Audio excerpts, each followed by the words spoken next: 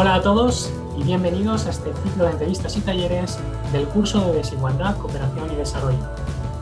Este es el módulo de perspectivas teóricas respecto al desarrollo y en esta ocasión hablaremos del tema repensando el desarrollo desde una perspectiva ecológica. Para ello contamos con Luis González Reyes. Luis González Reyes es doctor en Ciencias Químicas por la Universidad Complutense de Madrid, socio fundador de la cooperativa Garúa, trabaja en la Fundación FUEM para la Educación Ecosocial y es miembro de Ecologistas en Acción, donde además fue coordinador de confederación durante 9 años. Es autor de 10 publicaciones, 10 libros, que tratan de temáticas distintas pero relacionadas con el ecologismo social, que es donde él lleva décadas desarrollando su labor profesional. Y es por ello que le tenemos aquí. Hola Luis, ¿qué tal? ¿Cómo estás? Hola, pues nada, muchas gracias por la invitación. ¿Cómo se reconceptualiza el desarrollo en un contexto como este? Pues yo diría que probablemente necesitaríamos trabajar como 3 ejes directores. Un primer eje es la redistribución.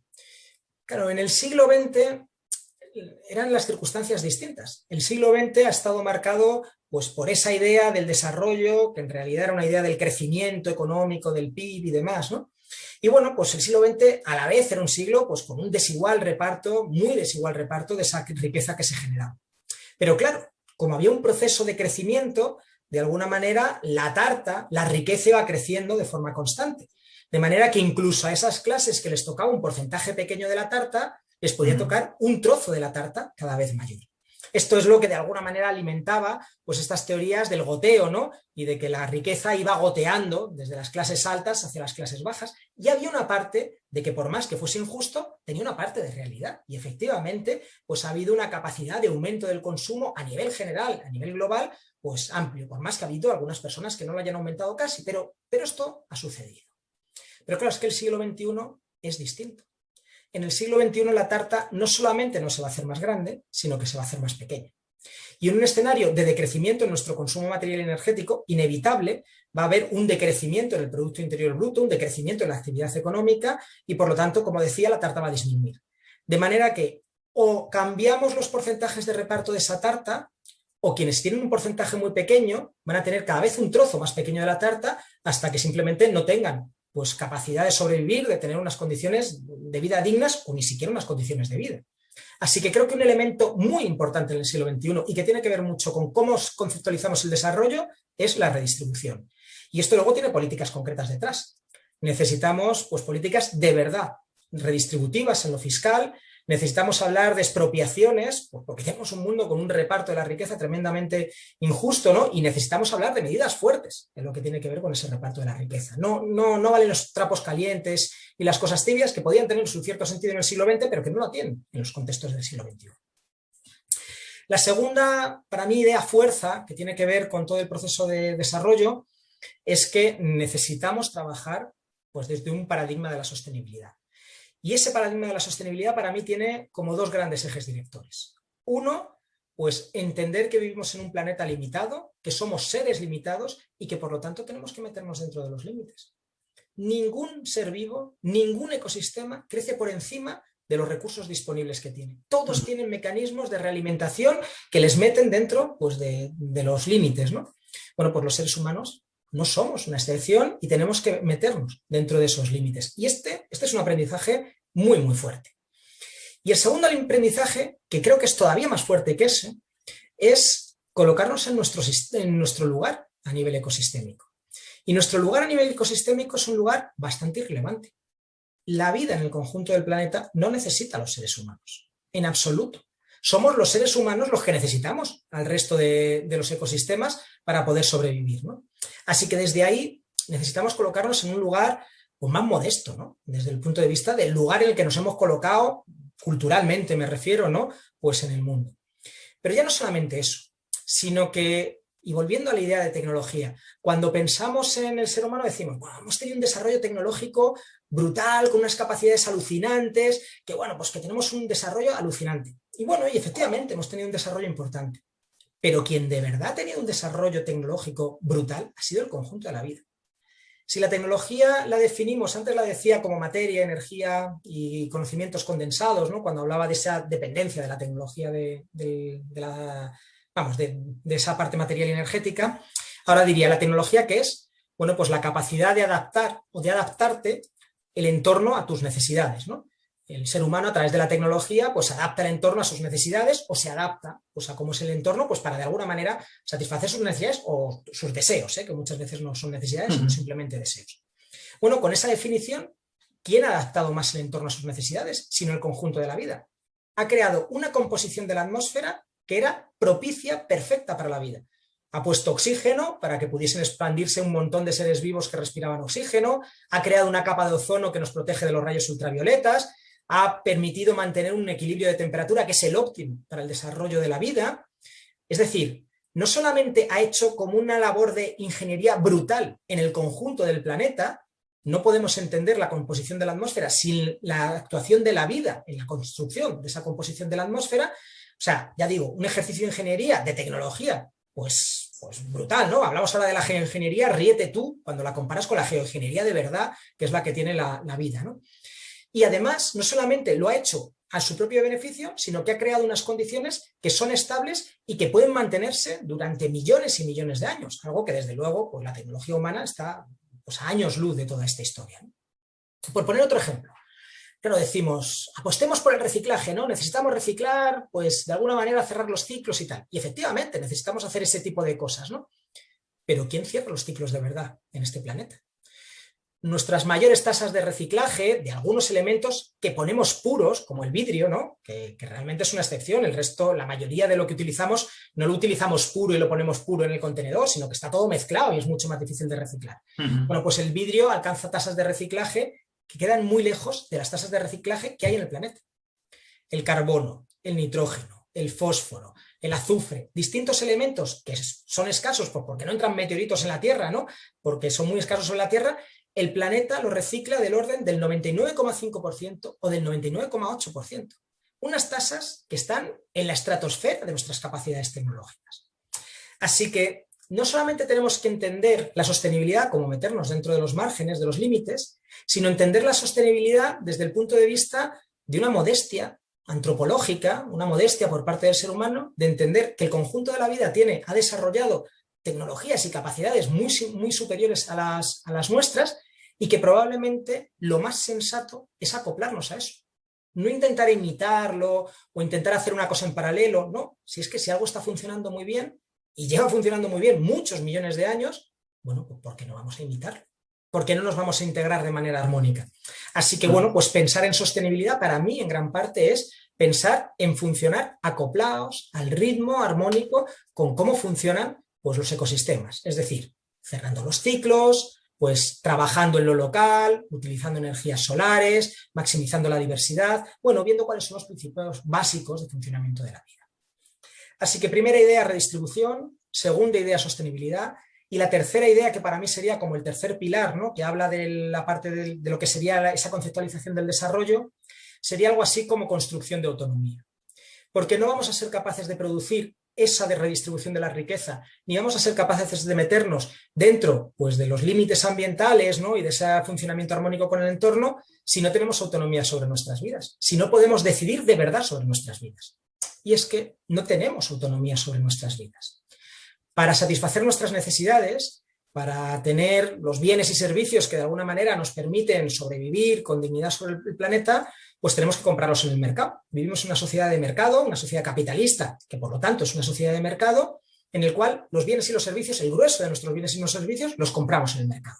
Para comprarlos en el mercado tenemos que tener dinero, no hay otra forma de comprarlos. Y para tener dinero solo podemos hacer una cosa, que es vender nuestra fuerza de trabajo y que, bueno, pues que a partir de ahí pues se engrane todo. Claro, vender nuestra fuerza de trabajo en realidad es meternos dentro de esa lógica del crecimiento, de la productividad, porque si no, no hay trabajo, porque hay crisis, hay problemas, ¿no? Y se nos viene todo abajo. De manera que cuando se dice, no, si es que pues la gente pues no deja de consumir y no se deja de producir. Claro, porque es que tenemos un sistema muy perverso en el cual, como hemos perdido nuestra autonomía y la capacidad de solventar nuestras necesidades, de resolver nuestras necesidades, no tenemos otro remedio que hacer que gire pues esa ruedita del hámster continuamente, del crecimiento, del desarrollo, ¿no? Que produce pues desigualdad y que produce destrucción ambiental. Así que si queremos parar esa ruedita y si queremos hacer una redistribución y un acople armónico con la naturaleza, necesitamos recuperar la autonomía sobre nuestras vidas, ser capaces de satisfacer nuestras necesidades, porque si no, no vamos a ser capaces de hacerlo. Y esto no lo podemos hacer en solitario ni de casualidad, sino que necesitamos hacerlo con otra gente. Y no es una cuestión de blanco o negro, no es una cuestión de ahora soy absolutamente dependiente del mercado, ahora soy totalmente independiente del mercado, sino que es una cuestión de grises, en las cuales, pues bueno, pues a lo mejor yo me puedo poner en contacto con una serie de gente que quiere consumir en agroecológico, con unas condiciones distintas de las del mercado y con productoras o productores, ¿no?, que quieren trabajar ahí, y bueno, pues a lo mejor en mi alimentación he avanzado ahí. O aún mejor, puedo construir un huerto comunitario en mi barrio, ¿no? No un huerto de ocio, sino un huerto productivo en el que por lo menos una parte de mi comida no dependa del mercado, no dependa de que yo consiga un salario, sino que dependa de mi trabajo con otra serie de gente que nos repartamos y que articulemos, ¿no? Necesitamos claramente hacer esa construcción y para mí eso tiene muchísimo que ver con el desarrollo, ¿no? Así que bueno, plantearía como esos 3 ejes, en realidad podríamos plantear más, ¿no?, pero que a mí me parecen como 3 ideas fuerza, pues para repensar lo que podría ser un desarrollo fuera de esas lógicas, pues crecentistas, capitalistas y demás. Muy bien, pues con esta última recomendación me quedaría, la verdad. Bueno, no me voy a quedar con las ganas. Te voy a preguntar tu opinión al respecto. ¿Crees que un proceso decrecentista, tal y como es la sociedad hoy, si se iniciase hoy, sería un proceso organizado y pacífico o acabaría produciendo guerras por la escasez de recursos? Pues yo creo que lo que tenemos, bueno, 2 ideas. Creo que el decrecimiento se va a producir, lo queramos o no lo queramos, y lo que está en disputa es si hablamos de un decrecimiento pues más o menos igualitario, justo, o estamos hablando de un decrecimiento que lo que nos abra sean sociedades pues atravesadas por la desigualdad, como la que tenemos en la actualidad, ¿no?, solo que con otros formatos de hacerlo diferente, ¿no? Así que, bueno, por una parte, lo que tenemos por delante es inevitable. Por otra parte, realmente, como ya no tenemos tiempo para hacerlo de manera organizada, planificada y demás, bueno, creo que lo que vamos a hacer es un proceso que va a tener mucho más que ver con la improvisación, que ya digo que con esas ideas pues más de planificación. Yo me lo imagino en muchos casos como cuando estás en una balsa bajando un río de aguas bravas y que haces lo que puedes, bajando el río de aguas bravas. No es que dirijas la barca exactamente a donde tú quieres, sino que, bueno, pues vas sorteando como puedes las piedras que se te van saliendo en el camino, ¿no? Pues bueno, pues para intentar llegar a una zona pues más tranquila en la que a lo mejor sí que puedas ir dirigiendo algo. Pero yo creo que ahora estamos entrando en esa fase de rápidos tremendamente complicada. Entonces, dentro de ese contexto, yo creo que lo que necesitamos es abrir la mente. Claramente uno de los escenarios que tenemos por delante son unas guerras por unos recursos cada vez más escasos, sociedades atravesadas por la desigualdad y bueno, pues esos escenarios distópicos, ¿no?, que nos presentan pelis como Mad Max o como muchas otras pelis y series, ¿no?, que ahora mismo pues te plantean eso, ¿no? El futuro es algo pues horrible, ¿no?, en el que lo peor del ser humano va a salir. Bueno, creo que esa es una posibilidad, pero no es la única posibilidad. Hay muchas otras posibilidades con una serie de escalas de grises, pero incluso es que tenemos por delante escenarios claramente utópicos dentro de lo que puede ocurrir. A mí se me ocurre que es difícil organizar un sistema más sociocida y más ecocida que el que tenemos en la actualidad. De verdad que creo que es profundamente difícil, viendo pues, cómo son los indicadores que hay a nivel social y a nivel ambiental. Así que bueno, pues igual es que estamos viviendo ya directamente el Mad Max. Lo que pasa es que, claro, como nos ha colocado en una situación privilegiada a nivel global, pues bueno, pues no nos parece tan malo, porque claro, cuando estás con unos buenos niveles de consumo material y energético, ¿no?, y con una serie de libertades y demás, pues la cosa no pinta tan mal, ¿no? Claro, esto pregúntaselo a quien está trabajando en una mina de oro en Brasil, ¿no?, en unas condiciones de mierda, ¿no?, que probablemente su escenario se parezca bastante al Mad Max, ¿no?, a esta predación dura en el que estamos viviendo. Así que a lo mejor estamos viendo ya características sociales que tienen que ver con esos escenarios distópicos. Bueno, yo creo que necesitamos proyectar que hay otras posibilidades. Y no digo que vayan a ser más probables o menos probables, digo que existen esas otras posibilidades. Porque el hecho de que veamos la posibilidad, que vislumbremos que pueden existir, bueno, es el primer paso para que vislumbremos que las podemos construir y que de alguna manera podemos articularlas. Necesitamos soñar con ellas para poderlas hacer realidad. Así que soñemos, construyámoslas, porque creo que está en nuestras manos pues poderlas llevar a cabo. O dicho de otra manera, Creo que lo que tenemos por delante tiene algunos elementos pues, que son insoslayables, ese decrecimiento en el consumo material y energético, pero tiene otros que son absolutamente abiertos. Creo que los órdenes culturales, los órdenes políticos, los órdenes económicos que se construyan dentro de los márgenes de la materia y la energía disponible o de la biodiversidad que tengamos o de las condiciones climáticas son solamente consecuencia de las luchas sociales que articulemos. Así que pongámonos manos a la obra, articulemos esas luchas sociales que nos ayuden pues, a avanzar hacia esas sociedades en las que el grueso de la población viva en condiciones dignas, es decir, sociedades que sean justas, sostenibles y democráticas.